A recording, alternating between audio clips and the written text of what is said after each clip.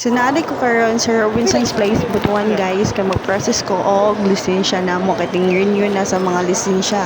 Sa mga nay mga negosyo ting-renew na karon nga bulan. So diri aday siya gi-held sa Robinson's Place kay mas dako og mas luag man siya. So naari ko kauban ani nga time pero dili na nako siya ipakita ha.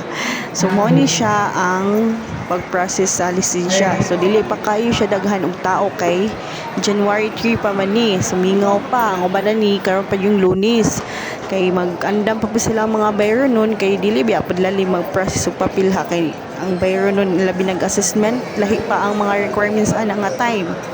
So, ang pag-process sa lisensya guys, step by step. So, need ka mo ato sa step 1 kay magpa-assessment ka para makabalo ka kung pila imong bayro nun.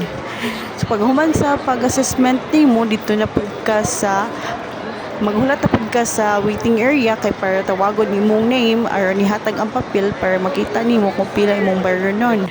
After ana, pag makuha na nimo, ihatag day nila. So tudlo man kanila nga dito ka sa step 2 pagbayad dito sa treasurer. So ang pagbayad sa treasurer guys, so dili siya langan kay igo na lang nimo siya ihatag kay dili man siya ang Okay.